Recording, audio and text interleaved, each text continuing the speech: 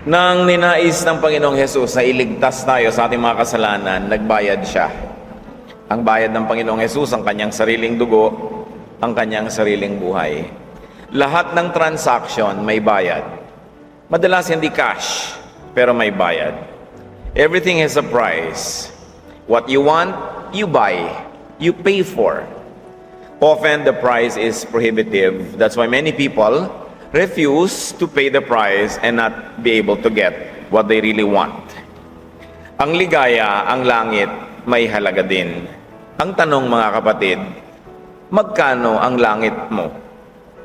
Magkano ba talaga ang iyong kaligayahan?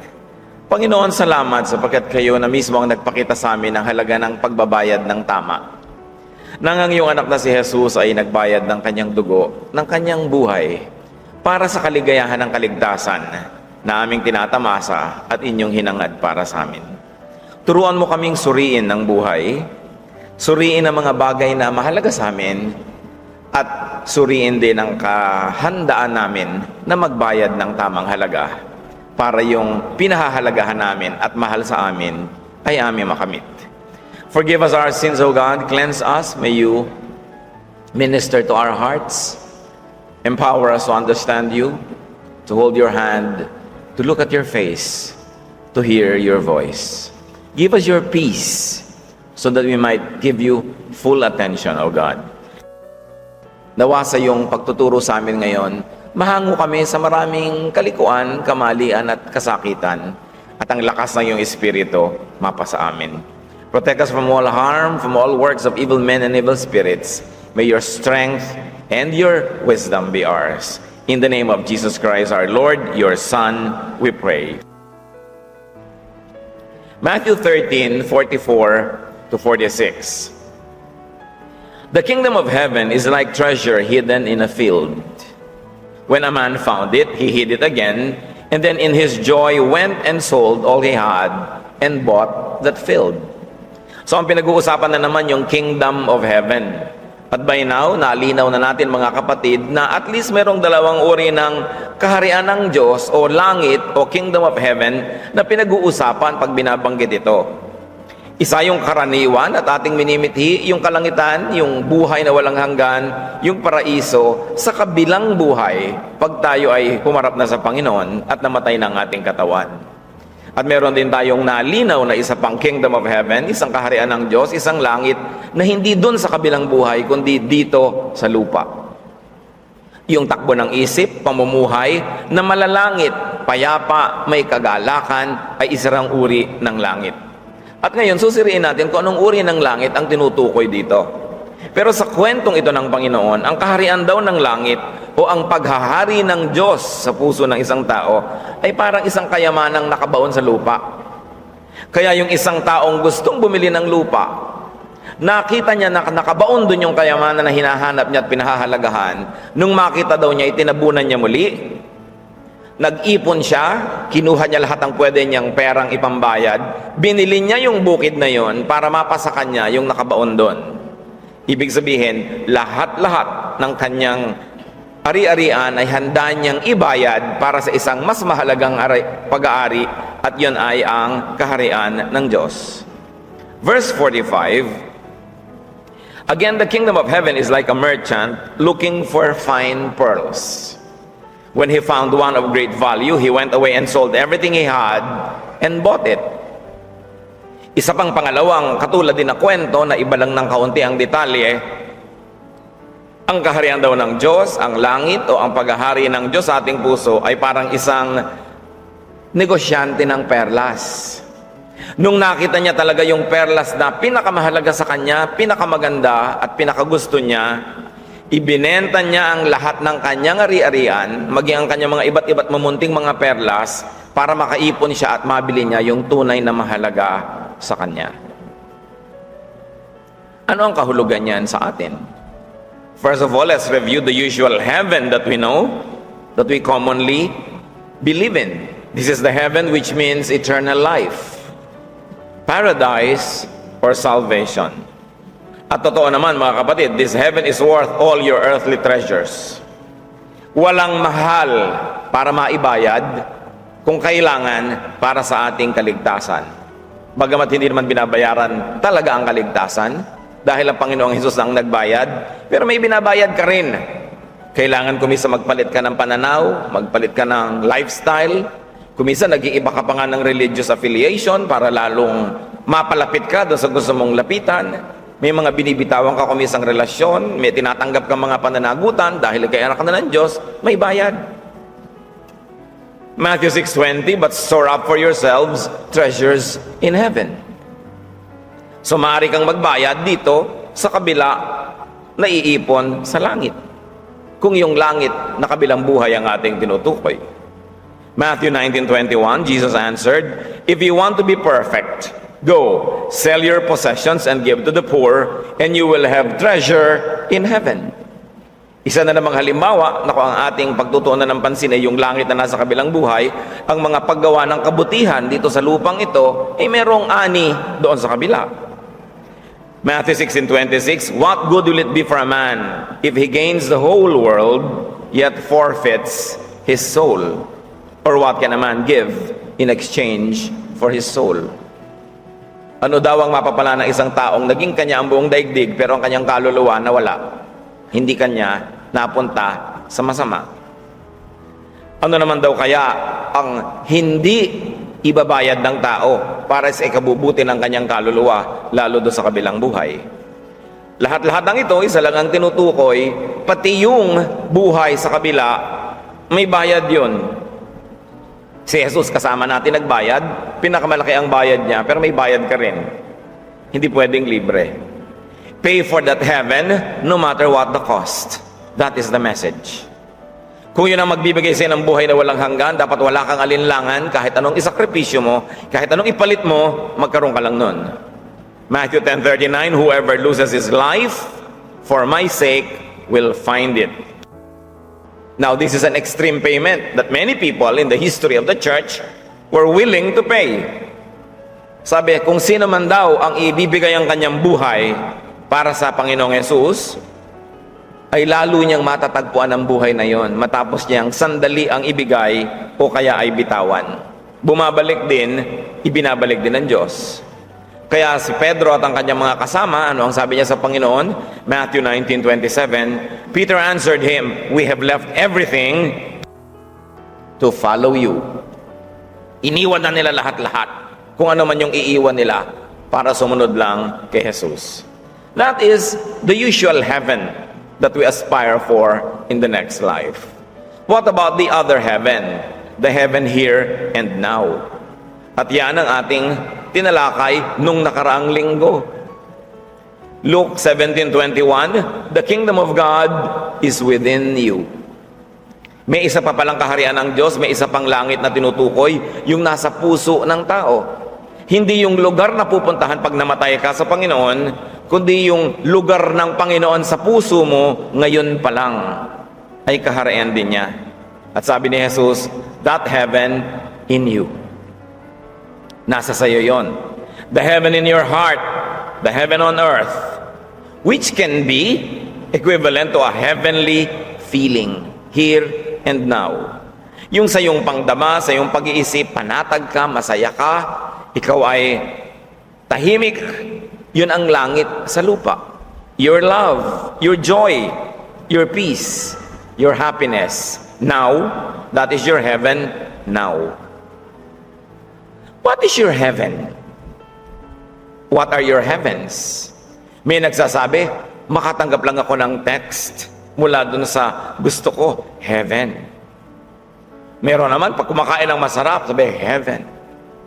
Meron naman sinasabi, talagang matulog lang ako nakaunan sa muscle ng asawa ko, heaven. Kahit na nga siya namitig at nangimay na at namanhid, ikaw naman, heaven.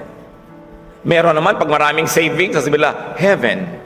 May kanya-kanyang heaven tayo dito sa lupa, bagamat may isang heaven lang doon sa kabila. Ano ang heaven nyo? And how do we apply the teaching on heaven here? Your inner heaven, yung pinag-uusapan natin, is worth all your outer treasures. Kung may mga kayamanan na ibinabayad tayo para doon sa langit sa kabila, May mga kayamanan din tayong nasa labas ng ating katawan. Maaring yan ay pera, maaring yan ay mga ari-arian, kung ano-ano. Pwede rin yan ay pagtatrabaho, effort. May kayamanan ka, dapat mo rin yung ibayad para magkaroon ka o ma-maintain mo yung heaven na nasa loob ng iyong puso. So, dalawang uri yan ng kayamanan, panloob at panglabas. Mas mahalaga ang kayamanang panloob kaysa panlabas. Halimbawa, payapa, tahimik na buhay, kayamanan nyo na pangloob. Pero meron din maraming pera, kotse, bahay, na kayamanang panglabas. Merong mga tao, mapayaman lang nila yung labas. Magkaroon sila ng mga ari-arian kahit maghirap yung loob. Kahit mawala sila ng katahimikan, magkaroon sila ng maraming kaaway, maraming alalahanin, magkaroon lang ng bahay, kotse o mga pera. Ibig sabihin, pinapahalagahan nila yung langit sa labas kaysa yung langit sa loob. Kaya ang sinasabi sa Bible, gather for yourselves treasures in heaven, not on earth, not outside of you, but inside of you. Kasi yung kayamanan mo sa loob, walang nakakanakaw niyan. Kung maligaya ka, kahit sumasabog ang mga bulkan, bumabaha ang mga lahar, maligaya ka sa puso mo, walang pwedeng numakaw nun. Pero kung minsan, sinasakripisyo natin yung ligaya na yun na pangloob para sa panglabas. Pay for your heaven, no matter the cost. Pag in-apply natin yung katuruan. Some people not only pay for their heaven, they pay for their hell. Meron pa mga tao, ang binabayaran nila yung para magka-impyerno. Halimbawa, gumagastos ka ng malaki para ka lang magbisyo, lalo bisyong sumisira sa iyong katawan, nagbabayad ka ng mahal para magkaroon ka ng kasiraan o impyerno. Meron mga tahimik na tahimik ang buhay, biglang magkakaroon ng number 2. May kaprasong langit din namang nararanasan siguro, pero ang laki ng binabayad mo in terms of money, in terms of time, in terms of pag-aalala, kaguluhan, para sa kaprasong langit, pero ang laki ng binabayad mo, na ang totoo, ang binibili mo noon, impyerno. Impyerno sa buhay, gulo ang binibili mo. Ba't ka nagbabayad? Kung may nagbabayad naman para gumulo buhay nila, meron namang ayaw magbayad para tumahimik. Para magkaroon sila ng langit sa kanilang kalooban, dapat talaga sila magbayad, pero ayaw magbayad. So what is the value of your outward wealth? Pag sinabi sa Matthew 6:19, do not store up for yourselves treasures on earth, where moth and rust destroy and where thieves break in and steal. Ang pinag-uusapan dito yung kayamanang panglabas. Huwag daw yun ang unahin. Naluluma lang naman, nananakaw pa. Ang tanong mga kapatid, ano ba ang pinapahalagahan ninyo sa buhay? Ano ang inyong minimithi o hinahangad? Ano ang iniipon o pinag-iipunan? Anong ipinagmamalaki o pinagkakaingat-ingatan? Kasi kadalasan, yun ang langit nyo sa lupa. Ano kaya yon? Na malinaw na ba sa inyo kung ano yung langit ninyo dito sa lupa? And why do many people not pay with the outward wealth? Halimbawa, ang langit ng marami, prestige. Yung sila ay sikat, kinikilala, bantog, hinahangaan. Pero ano ang kailangan mong ibayad para maging ganun ka? Kadalasan, ang binabayad mo yung katahimikan ng iyong loob, kapayapaan, para lang sa labas, sikat ka. Mahalaga ba yung langit na yon? John 5:44, how can you believe if you accept praise from one another, yet make no effort to obtain the praise that comes from the only God? So madalas, minamabuti pa nating mapuri tayo ng kapwa, sumikat tayo sa tingin ng tao, kaysa sumikat tayo sa tingin ng Diyos. Nasa-sacrifice yung pangloob para sa panlabas. Pero bali wala naman sa Lord yung prestige na yan eh. Ano pang mahalaga kuminsan sa tao? Image. Meron akong anak, napariwara, napasama, itatakwil ko para huwag sabihin ng community na konsentidor ako. Para sabihin ng community na kahit mali yung anak ko, tama pa rin ako. Many parents are like that. They take care only of their image. So, ang pinapahalagahan yung yaman na panglabas, yung tingin ng tao, hindi yung pangloob. Nasa loob ng puso mo, sa loob ng pamilya nyo, at least tahimik kayo at nagmamahalan. Puro pag-aalala tungkol sa mga magiging itsura, makikita ng tao. Matthew 6:25, therefore I tell you, do not worry about life or about your body, what you will wear. Hindi laging pinapahalagahan lang yung nakikita ng iba, kundi yung nakikita ng Diyos sa puso. Ano bang kayamanan ng iba? Appearances. Yung kunwari okay, kunwari tahimik, pero ang gulo-gulo, hindi tuloy na solve ang problem.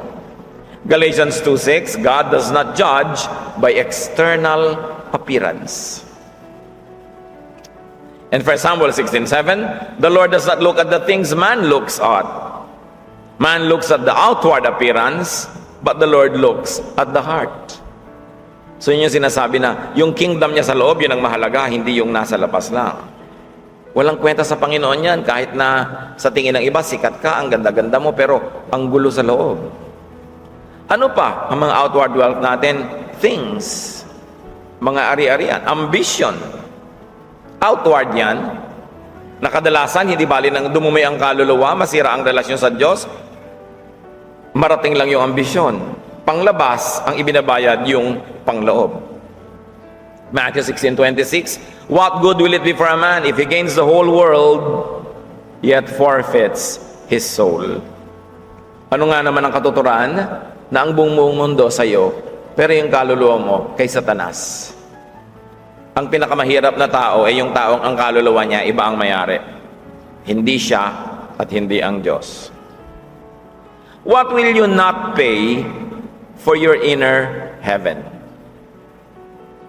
Yang sabi sa Matthew 16:26, what can a man give in exchange for his soul? Soul can stand for peace, for happiness, for your heaven. Ano daw ba ang pwede? Ano ang hindi pwede? Ano ang hindi willing ibayad ng tao para tumahimik ang kanyang kalooban, para sumaya ang kanyang puso, para magkaroon siya ng langit sa kanyang kalooban? Maiksi ang buhay, mga kapatid. Kahit ka pa mabuhay ng 110, maiksi pa rin eh. Life on earth is timed. May oras, may simula, may wakas. The meaning and quality of a person's life could be determined by what he is able and unable to do at a particular time in life.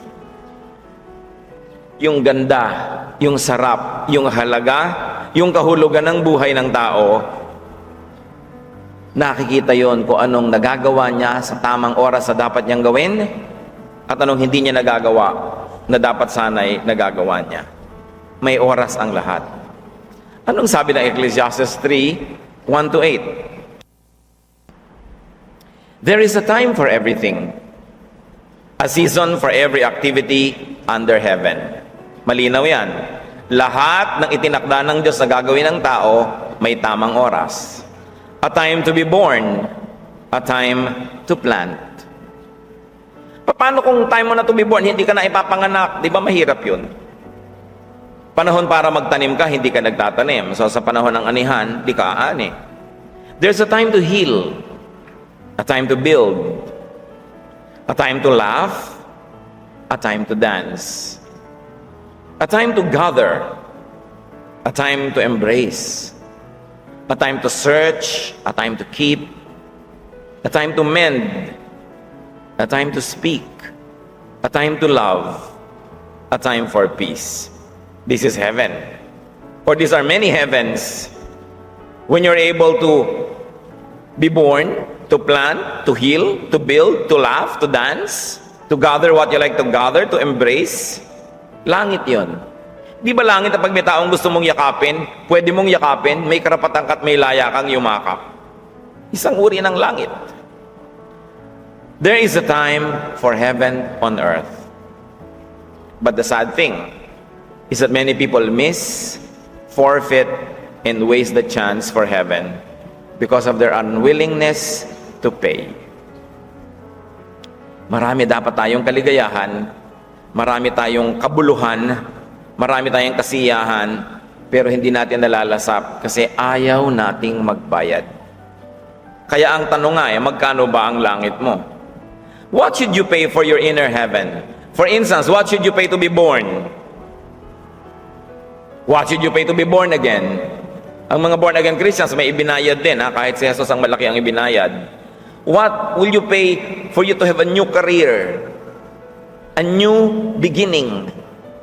Even a new course? A new knowledge? That is the way to be born. What will you pay? Merong mga tao, gusto nila mag-aral halimbawa ng gitara. 30 taon mo nang nadidinig yun. pero hindi nila ginagawa. Kasi masakit sa daliri.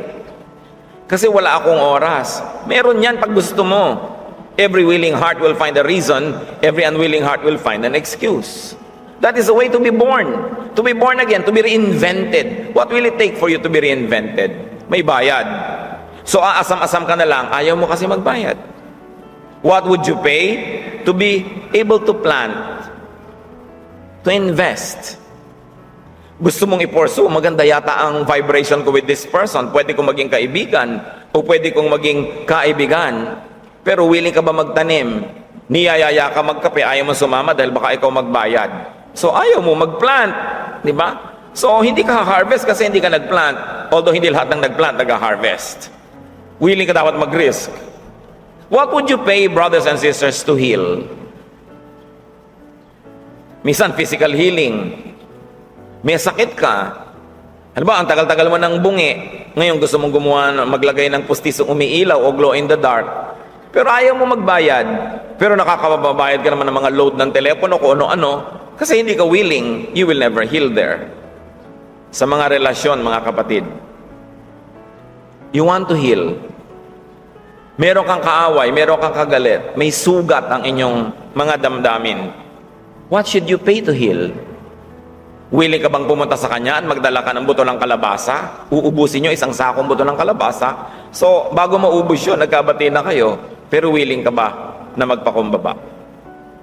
Willing ka bang magbayad ng pagpapatawad? Maraming relasyon gagaling kung nagpatawad ka na. O kaya nagpaka-humble ka, humingi ka ng tawad, gagaling. Pero marami magkaaway, inaabot ng taon, dekada, they don't heal because they are not willing to pay the price. Pero ramdam nila sa loob ng puso nila, may sugat, may kulang, may kirot, kasi meron silang mahal sa buhay na hindi nila kasundo. But they are not willing to pay for their heaven. So you don't get the heaven. Kung minsan magkabati lang kayo ng kagalit mo, heaven na. But what price will you pay? And are you willing? What price should you pay to build? Build a house. Build a relationship. Build a career. May price yan. Kaya iba hanggang mangarap na lang kasi ayaw nila magbayad. Bihira lang yung talagang walang ibayad kasi hindi lang naman cash lagi ang bayad dyan. Pag talagang pinagsikapan mo yan, may paraan. How much would you pay to laugh? Laughter is one of God's greatest gifts. At sabi pa nila, medicinal daw yan. Nakakagaling na maraming sakit. Pero kung minsan, sa taas ng iyong pride, ayaw mong tumawa. Kasi yung nagpapatawa, yung katulong mo, ay, para naman akong tumawa sa kanya, amo ako, so tawang-tawa ka na, ayaw mo pang tumawa. Kasi you need to be humble to laugh. How much will you pay to laugh? Humility? Childlikeness, it's important, and peace. Mahirap yung naggagalit-galitan ka, kakatawa na tuloy, hindi ka pa tumatawa. Diba? Mahirap yung nagpipigil ng tawa, magkakasakit ka. Pero how much are you willing to be able to laugh? Kumisan may mga tao, ang mahal ng ngiti nila, ang mahal ng tawa nila, pero sila tuloy itong nakasimangot, sila yung nagdurusa. How much will you pay, brothers and sisters, to be able to laugh again? Ang mga bata, sabi nga ng Panginoon, the kingdom of heaven belongs to such as this, mga bata daw. Kasi mga bata, andaling tumawa, andaling maglaro. Ang mga bata, kahit na maitim, maputi yung kalaban, kalaro, mayaman, mahirap, hindi nila alam yun, hindi nila iniisip yun, nakikipaglaro lang sila. Wala silang mga biases. Kaya sabi ni Lord, the kingdom of heaven belongs to such as this. Meaning, heaven belongs not only to children, but to people who have the heart of a child. Yung willing magmahal, makipagkaibigan, willing tumawa, at willing maglaro. How much will you pay to be able to play? Marami mga tao, tumaas ang kalagayan nila sa akademya, sa lipunan, sa posisyon. Ayaw na nilang makikita ng iba na naglalaro sila. Kala mo nababawasan ang dangal nila pag naglalaro. But we are happiest when we play. So why will you not play again? Why not laugh again? But remember, there's a price. There's a price. To be able to laugh with people. Maraming mga tao, kasama natin sa kwentuhan, kabiruan, ang saya-saya natin, tapos nagkasamaan na tayo ng loob, may pinagkagalitan tayo, we don't laugh again together anymore. Why? Because we like to punish them. May isa tayong sakit, mga kapatid. Sadista tayo. Gusto nating magparusa. Nagkasala ang isang tao, lagi mong pinaparusahan. Alok ka ng alok, ayaw kumain. Ngayon, buong buhay mo, tuwing kakain ka na, iniinggit mo pa, umaamoy, umuusok, kumukulo, hindi mo na inaalok. Pagpaparusa sa kapwa yun eh. This is what you get for declining my invitation. Isipin nyo kung sino mga pinaparusahan nyo ngayon sa buhay. Won't you like to laugh with them again? And it means you should stop punishing people and forgive them. That's the price to pay. We are not able to laugh because we don't pay the price. What will you pay to be able to dance or dance again? Of course, dance meaning to be happy, to celebrate. Kita nyo yung tatay ng prodigal son? Nilustay ng anak ang pera, inubos, umuwing walang kapera-pera, pagdating ang ibigay ng ama, party, sayawan, tugtugan, kasi nag-forgive siya eh. Ang dami natin kung minsan iniiwangatan sa puso ng mga sama ng loob, galit, hinanakit. Ayaw nating bunutin doon, nag-ugat na. Kaya tuloy, we cannot dance. We cannot laugh and play. What would you pay to gather stones? Gather people. Kayo yung mag-i-invite. Kayo yung magsisimula. Kayo yung unang kikilos para magkaroon kayo ng koneksyon. What should you pay to embrace? To be able to be close to someone. Or kung nagkalayo kayo, to embrace again. Aren't there people in your life that you like to embrace again? That you have stopped embracing for whatever reason? Ibig niyo sabihin, buong buhay niyo, dadalhin niyo na lang yung hinanakit, yung sama ng loob, yung distansya. What would you pay to search? To go out and find your dream? Kasi daw, there's a time to search. Sometimes this is a time to search for a husband or a wife. Willing ka ba to go out and find your man where the wild wind blows? Sabi ng kanta. O gusto mo siyang mauna, siya ang mauna. Kaya tuloy, last trip na, wala pang nauuna. Baka dapat ikaw naman ang kumilos. Kaligayahan mo naman yung nakataya. Ano ba naman yun? Basta wala kang ginagawang immoral na bagay. But are you willing to pay for searching? What should you pay to keep? Keep a relationship. Keep people in your life. Pagpapasensya, pagpapatawad. Merong mga mag-asawa naghihiwalay dahil lang sa hilik o sa amoy ng paa. Aba, hindi ko po alam na ganyan pala amoy ng paa niyan, ano? Kaya naghihiwalay na. Meron talaga ganon, lalo sa Amerika. Nagdidiborsyo dahil mabaho ang paa. O either takpan mo ang ilong mo ng bulak na isinausaw mo sa gata ng nyog, mabango na rin yun, maamoy mo. Gumawa ka ng paraan, but you have to pay to keep. Pero sabi sa Bible, there's a time to keep. There's a time to mend. What will you pay to mend a relationship? Para matahi, masulsihan, ma-repair ang nabasag na at nasira. Meron nga dati mag-asawa, ang ganda-ganda ng samahan, na-discovery ng babae, meron palang pamilya yung lalaki sa kabila at may mga anak-anak pa. Aba, gusto ng barili ng babae ang kanyang sarili. Kaya lang ang ginagamit niya, replay, hindi niya maabot yung gatilyo. Sabi niya, teka, bakit nga ba sarili ko binabaril ko? Eh di yung asawa ngayon ang tinutukan, ano? Dahil mas madali nga namang kalabitin kung doon nakatutok. Hindi rin naman siyempre itinuloy. Tapos sabi ko, gumawa tayo ng paraan para magkasundo kayo. Hindi na po kami magkakasundo, parang yung antique na jar na yan, itinuro niya yung antique niya na koleksyon, nagkabasag-basag na. Sabi ko, kahit mo pagdikit-dikitin, it's not the same. Kasi kung mami, hindi kayo antique at hindi kayo jar. Tao tayo, ang puso ng tao pwedeng ma-repair kasi may Diyos. Hindi pwedeng ayaw ko nang ma-repair. But willing ka ba magpa-repair? Yun eh. Willing ka ba magpatawad? Willing ka ba magsimula uli, maging bata muli? Kaya ang ginawa ng Panginoon, you must be born again. Diba? Pagka na-born again ka, ano nangyayari? Nagiging bata ka muli. Ngayon dapat, marami ng quality ang bata na huwag mo nang alisan. Doon ka na.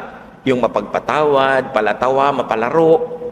Yung mabait, hindi namimili ng kalaro, hindi nagpa-practice ng discrimination. Yun ang mga kabutihan ng bata eh.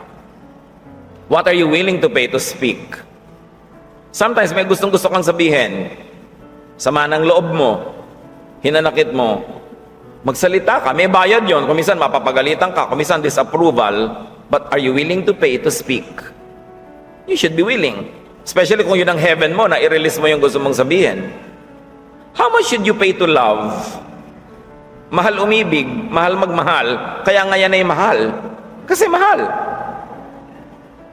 Same word natin for expensive and for dear and for love, beloved. Kasi mahal magmahal. Eh kung gusto mo ng mura, yun yung curse din, mura. Nagmumura ka, minumura mo pag mura. Mura, no? So, mahal magmahal. Kaya yung mga iba, nabubuhay na lang ng walang mahal, walang nagmamahal, walang kumakamot ng likod nila pag Makati, kinakaskas na lang sa poste. Kasi ayaw nila magbayad sa pagmamahal. May bayad kasi yun eh. What will you pay to have peace? Nag-aaway kayo laging mag-asawa kung saan dapat pinipisa ang toothpaste, doon sa malapit sa leeg o doon sa dulo. May mga mag-asawang linggo-linggo yan ang pinag-aawayan kung saan dapat pisain ang toothpaste. Ha? Gusto mong katahimikan? Bumili ka ng 2 toothpaste. Pwede naman, di ba? Extra money lang. O kaya, hayaan mo na kung saan niya gustong tapakan yung toothpaste para lumabas. Tahimik naman kayo. May mga tao hindi tumatahimik because you are not willing to pay. Kaya ang tanong, magkano ba ang langit mo? Yung pala naman, pipikit mata ka na lang sa kalat na ginagawa ng asawa mo sa banyo, yung naliligo siya, nababasa hanggang kusina. Tahimik naman kayo, hayaan mo na, gawin mo tiles ang sahig niyo all over.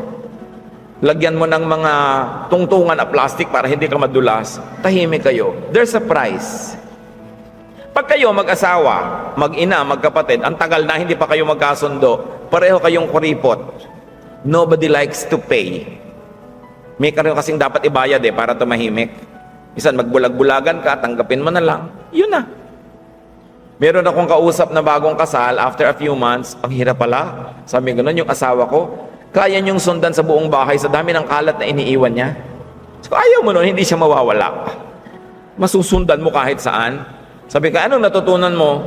Sabi, this early, tinanggap ko na lang na gano'n, dudumi talaga ang bahay pagkasama ko siya. Di bali na. Para tahimik kami. O dito mahimik, may price. Siyempre, yung lalaki naman, kung ikaw yung kalat ng kalat, matuto ka rin to pay the price. Mag-ayos-ayos ka dyan, para naman hindi lumayo yung asawa mo sa'yo o mainis. How much will you pay to have a life? What is your life? Masaya ba kayo sa buhay nyo? Parang malungkot naman kung mamamatay ka na lang, hindi ka pa subaya kahit kailan, hindi ka pa nakahiram ng kahit konting saya, kasi puro kapag timpi, puro pagpipigil, puro image, puro makasarili, puro pride, di ka nasasaya. Kailan pa? So hindi bale may langit naman sa kabila. Yes, meron. Pero nasayang yung langit dito. Dapat kasi meron din. So marunong ka dapat mag-adjust. What should you pay to have and to live your life?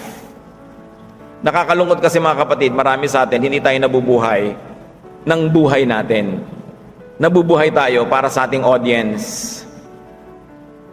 Yung, bakit ka ba laging nakaganyan tuwing lalabas? Siyempre, para magandahan yung mga titingin sa akin.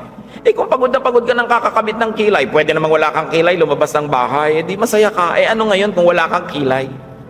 Pero marami tayong ginagawa para sa iba lagi. O bakit laging ganyan ang suot mo? Yan ang gusto ng asawa ko ang suot ko. Ba't hindi mo sa kanya ipasuot? Gusto pala niya, ganyan. Siya magsuot. May katawan ka Basta naman hindi mo ibinibilad na para kang daeng na nakabilad sa arawan. Siyempre may asawa ka, may pananagot ka maging disente. Pero mga asawa, huwag nyo nang pakialaman kung ano yung sinusuot ng asawa nyo. Katawan niya yun Ngayon, kung meron kayong gustong isuot sa sarili nyo, isuot nyo. Gusto nyo magbota habang natutulog? Bahala kayo. Pero ayaw niya gusto niya maginhawa. Marami kasi mga tao, mga kapatid, lalo sa mag-asawa, ang pinapahalagahan nila yung image nila sa labas. Wala silang pakialam sa damdamin ng asawa nila. Diba? Kuminsan nga may mga asawa, ikinokorek pa yung mistake ng asawa sa harap ng iba. Alam nyo, may asawa kayo, mas may mistake yung asawa nyo sa harap ng iba, ikinokorek mo.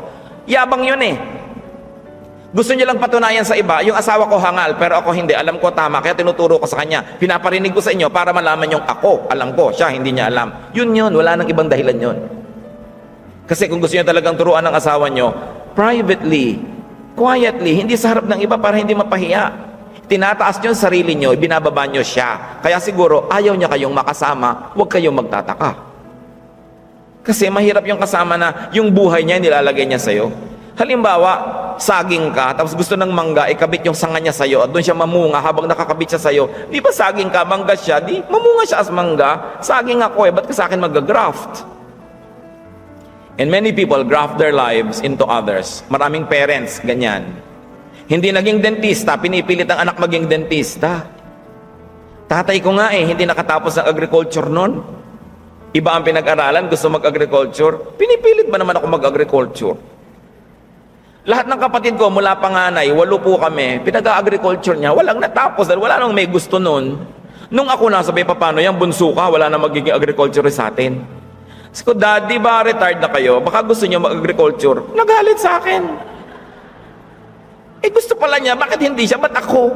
Ayokong magbungkal ng lupa. So maraming magulang ganun, yung mga hindi natuloy sa buhay nila, ipapatuloy sa anak. Buhay niya yon kahit anak niyo siya. One of the greatest duties of parents is to let your children live the way they were gifted by God, the way they were meant to be. They should not become, what? Realizations of your frustrations.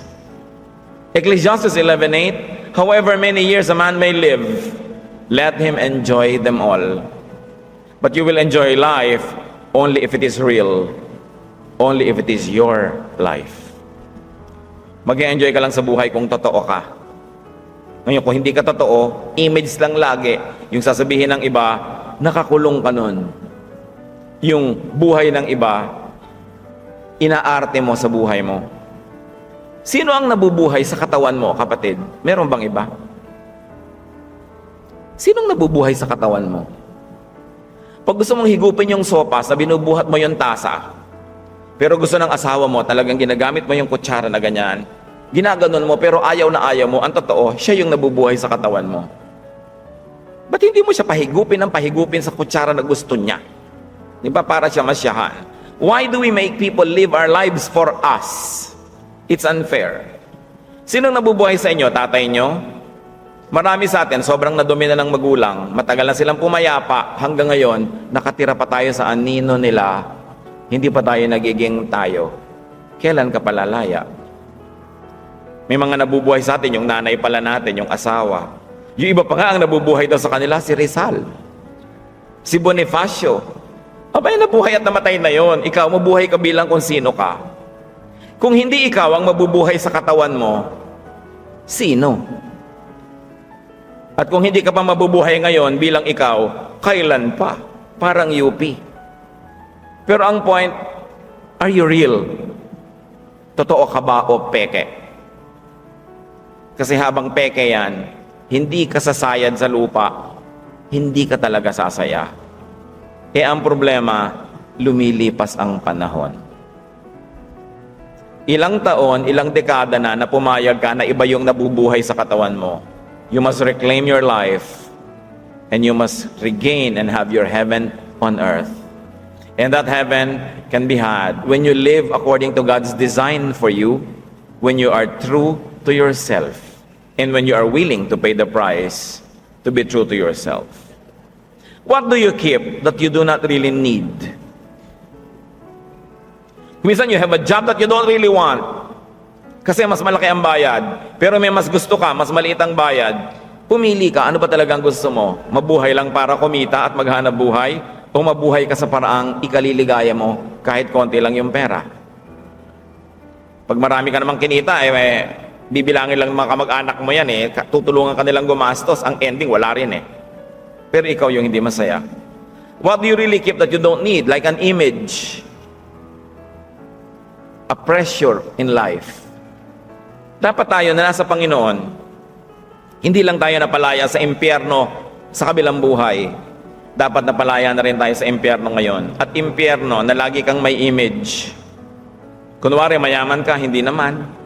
Kunwari matalino ka, hindi naman. May nag-joke, tawaan sila, tawa ka na rin. Pero ang totoo, ninenervyos ka dahil hindi mo naintindihan kung ano yung pinagtatawanan. Diba? Bakit ka hindi maging totoo para ka sumaya? Hindi ibig sabihin na kung ano yung totoo, yun na lang. Start from there and then improve yourself. Hindi naman yung totoong ganun ka na lang, habang buhay ganun ka na, pwede mo naman improvein. Marami tayong iniingatan din natin kailangan.